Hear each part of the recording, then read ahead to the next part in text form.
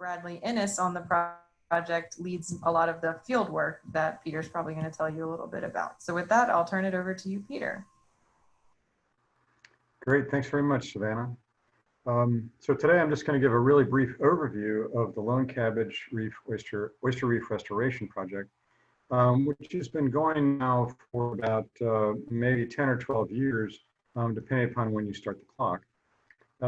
This is a very large-scale restoration, one that I think is fairly unusual. This may be the longest, certainly the longest, and perhaps the largest oyster reef restoration on the western coast of Florida.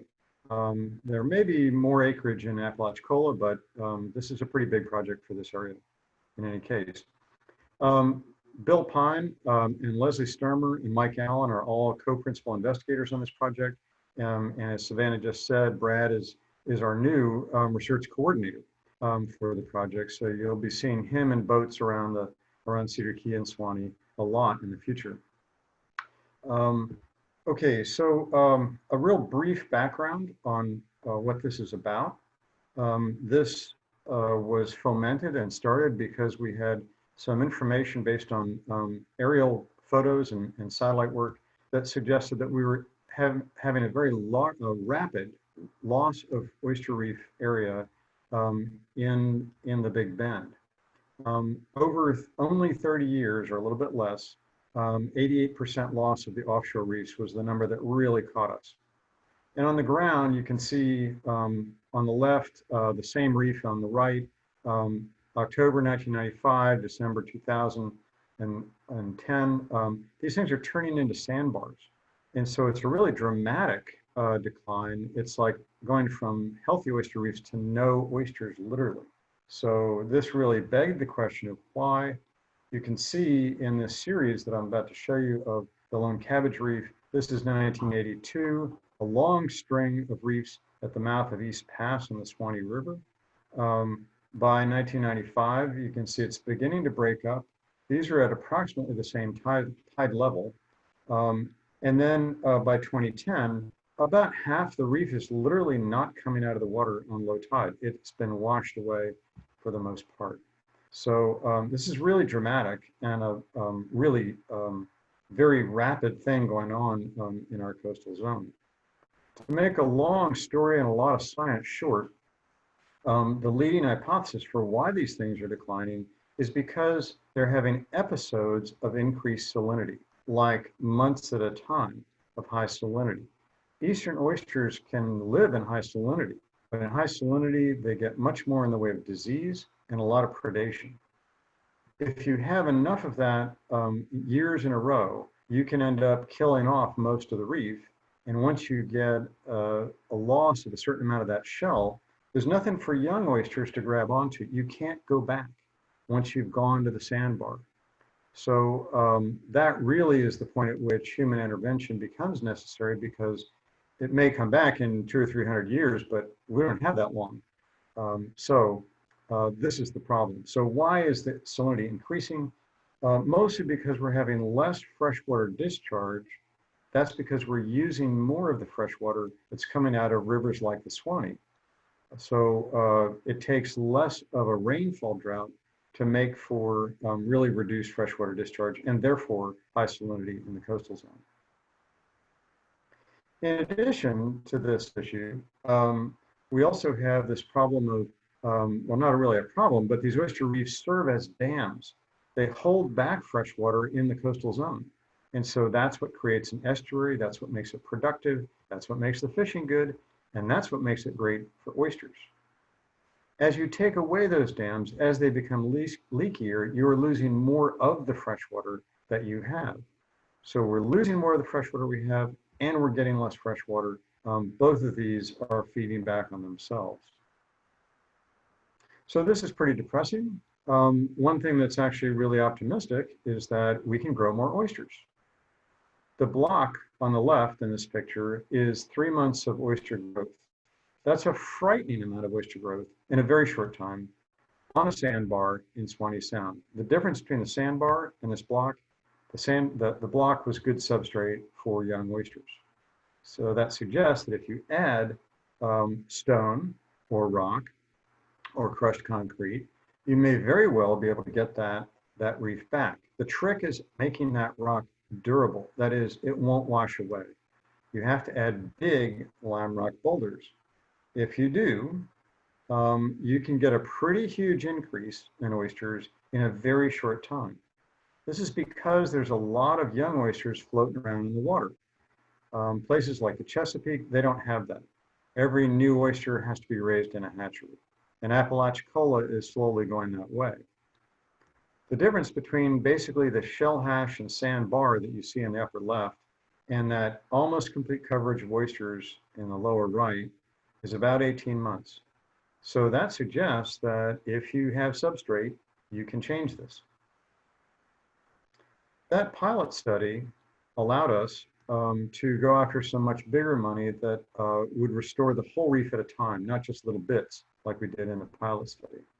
And the National Fish and Wildlife Foundation, which got money from the Deepwater Horizon oil spill, was a result of, that's where we got this money from. And you can look at a lot of the features of that at the website at the bottom of this project. We began construction on this in July 2018 and completed it in November of that year. This was pretty fast. Look at the scale of this. That crane that you see in the lower left inset can barely be seen where my cursor is right here. So that's a pretty big, and you're looking at only half the reef.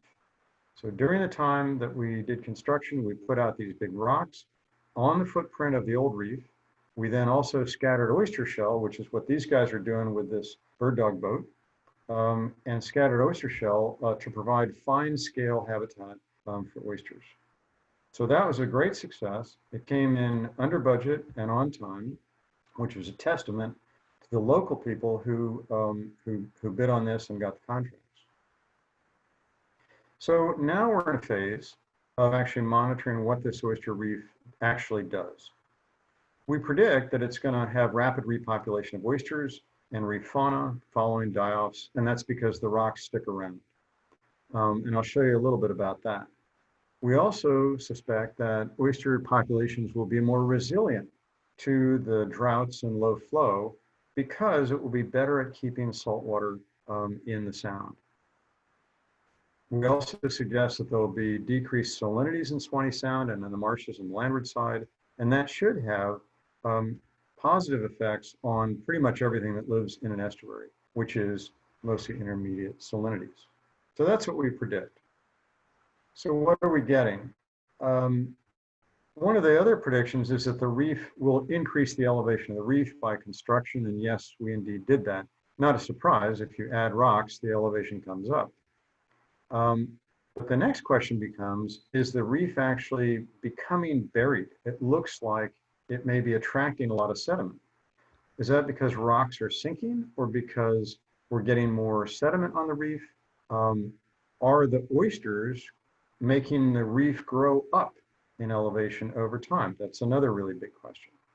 So to do this, we've done both professional surveys, and we've also started using LiDAR mounted on drones, which is what that colorful picture in the lower left is. You can actually see an airboat in elevation alone, and you can also see little landing platforms on the oyster reef. The green on the oyster reef is the higher elevation of the oyster reef. You can see people on there, tripods. Gives you really tremendous detail. So we're hoping to use that to better answer these questions in the near future. Have oysters colonized the reef? You bet they've colonized the reef, just like they did in the pilot study. And we know this because we're going out every winter, and Brad is going to be going out this winter and doing these transects across the reef where we actually measure density of oysters. We count the oysters in there, and we know the area that we're measuring. This chart right here simply shows along the x-axis the number of oysters per meter squared, and the red bars, these right here are Lone Cabbage, and these others are other nearby oyster reefs. So this is Big Trout Creek, Little Trout Creek, No Name Creek, and the two different colors are different years. So we've brought Lone Cabbage up from pretty much 0 up to around 200 oysters per square meter in a little over a year. So that's a pretty amazingly fast transition. And it is in the range of a lot of these other oyster reefs. So we think we're doing pretty well, at least in the first couple of years of this project. So oysters are coming back to the reef. Will the reef result in reduced salinities inshore? That is, will it keep more of the fresh water inshore? To try and test this, we've got a system of salinity meters out there that Brad is tending every 2 weeks. And so these sites that you see on this little map, site 6, site 1, site 2, site 5, these are both paired on the 2 sides of the reef. And they are also, we have ones on the inside of the sound too, to see if that area is getting fresher. You can look at this real-time information on the website that's shown here, and you can see our most up-to-date data in any given week. You can compare sites. You can look at the same site over time. You can look at freshwater discharge from the Swanee. You can also look at things like conductivity and temperature. And down here, monthly, we take grab samples that you can get phosphorus, nitrogen, color, and so forth out of. So there's a lot of water quality information that's now available. How do you tell if this place is actually holding fresh water back? Well, there's sort of 2 ways. One would be a comparison of the inshore and the offshore paired sites.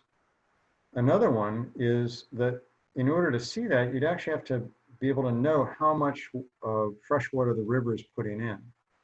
If the river is in really high flow, well, everything is going to be fresh and you won't be able to see any difference. If the river's really, really low, it'll all be salty. We're pretty sure of those 2 things. So really, we have to model the response in relation to river flow. And so that's what we're doing, collecting lots of information over time and using some other big data sets that have been collected in the past to try and characterize those relationships. So in any case, feel free to look at this information and get back to us with comments if you like. Okay, so that's a real quick tour of the reef, why we built it, how it got built, and how it's responding so far. And I'd be happy to take any questions you have right now. Thank you. Great. Thanks so much, Peter. So you answered a lot of questions in that, but I'm sure there are lots of other questions that people have. So at this time, everybody, if you want to go ahead and type your questions into the chat or unmute, that would be fine to do. And I guess while people are doing that, I'll ask a quick question just to get us started. And this is something that I've always wondered, because my very first internship was helping to monitor oyster reefs in the Chesapeake Bay. And the way it was, we threw out quadrats and then we just sort of trampled over the other oysters to get to where our quadrat was. And so I wonder if there is any thought about that, or if there are ways that you guys design your sampling to reduce the kind of trampling of the oysters that we're trying to, is there a good way to do that, I guess? Well, so there's not a good way to avoid trampling on oysters, unless the oysters are super sparse. But if they're dense, it's very hard to walk along and not hit them. Having the rocks out there helps a lot. You can walk on the tops of the rocks. They have barnacles and little oysters on them, and it gives you good grip. And you can sort of avoid the big, clumps of oysters. However, your question still stands, and it's a general problem of oyster sampling if you're doing it when it's dry at low tide. What we do is we try and do randomized placement of samples, so that we're going to a site, we lay it out, we haven't walked on the part that we are sampling. We are walking on the part outside of that, but we're not coming back to sample. There's one exception, and that is a little part of the pilot project that we continue to sample over time that is the same transects in the same locations over time. And that one may be susceptible to that kind of a problem. Based on my own experience, going back into that same place, these oysters are growing so fast, I just don't know if that's a really big problem right now, at least on Lone Cabbage. especially as you get to inshore sites like big trout and little trout. Those are places that have a much more muddy substrate. And I think it's very much harder for an oyster to rise above the mud on substrate. Once it gets trumped, it's down in the mud and it really may not recover. So I think there are probably bigger effects inshore. Great, thanks. Okay, so we have one question come in. Have you noticed any differences in other species numbers, both as the reef declined and after the restoration? And what other species depend on the reefs? Okay, so I'll take the species decline first. We've not seen any species decline because we weren't monitoring anything while the oyster reefs were declining. So really the only way to answer the question is whether or not we're getting those species back as the reef is restored. And for that, we don't have any specific studies. We tried to put them into the project, but the funding agency more or less cut them out.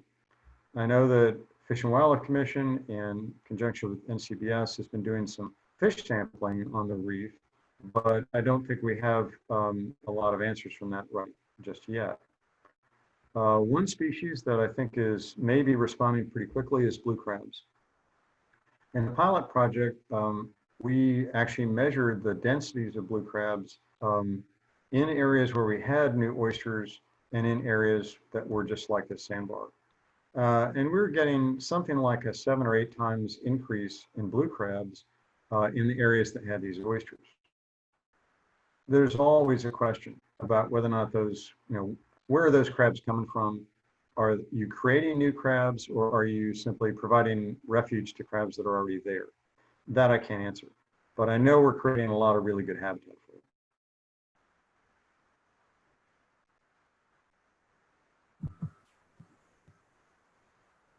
All right, excellent. Hopefully that answers your question, Corinne. Feel free to add an extra clarifying question if not. And how about anybody else out there?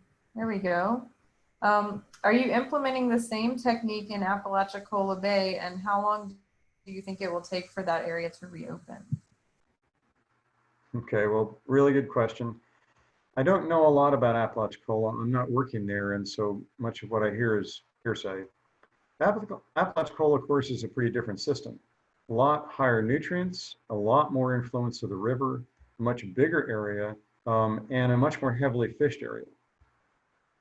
The approaches have been several in there.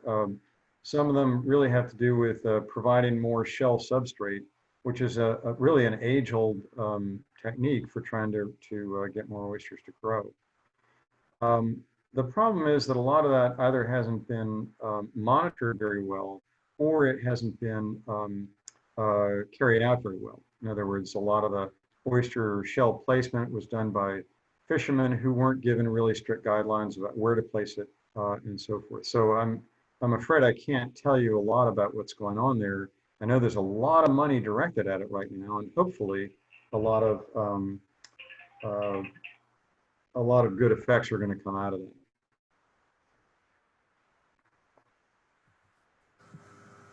All right, great. So the next question we have is, have you done invertebrate sampling on the reef in the past? And if so, how and what have you commonly seen? Let's see. So we haven't done invertebrate sampling on the reef itself other than oysters, which of course are invertebrates. And so we don't really have an idea of all the things that live in those interstitial spaces.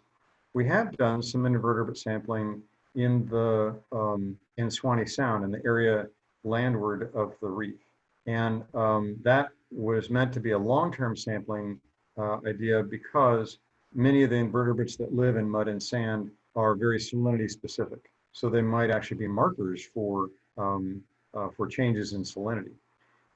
We haven't actually been able to do that again just because we've run out of manpower and time in many cases, because it takes a long time to sort those things.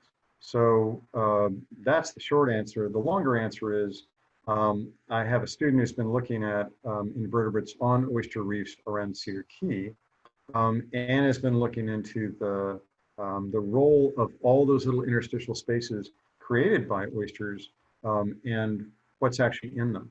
actually quantifying those spaces. So we do know a bit about that. I'll be excited to see those results coming out. Done some sampling of inverts inshore, and the snapping shrimp and all the little snails and little tiny critters are just really interesting how diverse they can be. All right, well, hopefully a couple other questions will come in, but I have one. I think I've heard you talk in the past about trying to come up with some sort of multiplier information. So you've restored 3 miles of oyster reef, and there's a certain footprint of that oyster reef, but there has to be some sort of, you know, additional acreage that is improved by that project. And I wonder if you and the team have thought any more about, you know, per linear foot of oyster reef, how much of a benefit to surrounding areas you may predict, or something like that. Because I think that would be really of broad interest to a lot of people in the restoration community. Sure. The only multiplier that we've used has been if this reef does in fact alter salinities by being a less leaky dam, then it should affect a pretty broad area.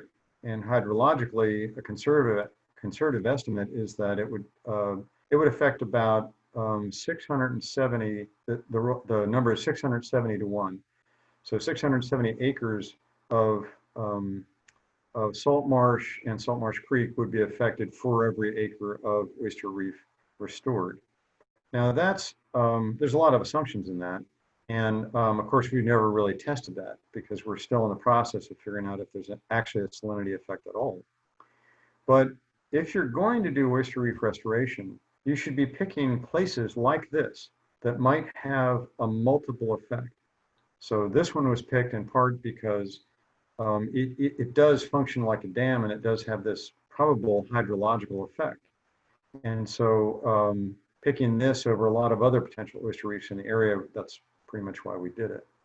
There are other multipliers for other kinds of oyster reefs that have to do with water quality or increases in finfish or increases in blue crabs. And so those have been done in a lot of very different places from this area. And I'm sure those multipliers wouldn't really apply, but there's certainly a lot of that kind of estimation going on.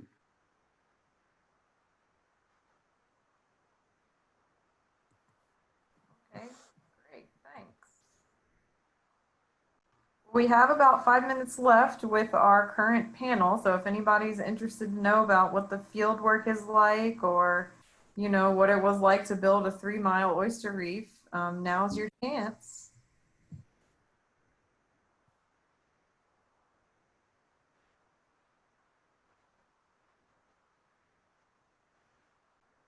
I'll tell a little anecdote about building the oyster reef. I think there was a lot of interest in this project just because it was a multi-million-dollar project, right? And that's, you don't get those in Cedar Key or Swanee every day. There was a lot of interest in that, but there was also a lot of real skepticism amongst the oystermen and clammers and other construction people about whether or not you could actually build a reef, you know, with that kind of money. It just seemed too outlandish that 3 miles of construction, no. So the interesting part was, I don't know if you can see my cursor, but this is from the south looking north on the reef, and this is only about the halfway point, right down here at the bottom of the picture. When we started up here, all of the construction workers were saying, this is great job, really enjoy it, but this isn't going to do anything. By the time we got down here, they could see how the water was changing from all these reefs they had just built. And they could also see how fast it was going, and they could also see the end of the project in sight. That's when they started using lone cabbage as a verb. Let's go down to Cargan's Reef and lone cabbage that. And so all of a sudden, there was a real light bulb going off that, hey, this might actually be an industry. And indeed, it can be an industry. Restoration of coastal landforms and coastal communities is definitely something that could be a very large industry in the Southeast. Yeah, that's cool. I love that lone cabbage is now a verb as well as a noun. Great. Well, we have one last question, but before I read it out, I'm just going to go ahead and launch a quick poll for just to get some feedback from everybody. And oops, that's not the right one. Sorry. So there are just going to be a couple quick questions there. And just the last question before we finish up, Peter, is are there restoration options that you considered but didn't end up implementing on the final Lone Cabbage project? Yeah, sure. So probably the biggest thing that we considered was restoring Great Swanee Reef, which is a reef that's offshore of the Lone Cabbage Reef. It's much bigger and historically was much more important in terms of the fishery. We also considered restoring Corrigan's Reef instead. In the case of Great Swanee, we decided not to do that because it was even more degraded than Lone Cabbage. It also was farther away from the freshwater source. If we're getting less fresh water coming out of the river, we figured we probably better go for the one that's closest to the freshwater source. So that was one thing that we considered. Why didn't we do Corrigan's Reef? Corrigan's Reef was a little harder to do just because it's in shallower water, for one thing. Its freshwater source is a little more ambiguous, probably mostly from springs that have not really been identified yet. So it was a little harder to say that we might be creating a leaky dam if we worked on Corrigan's.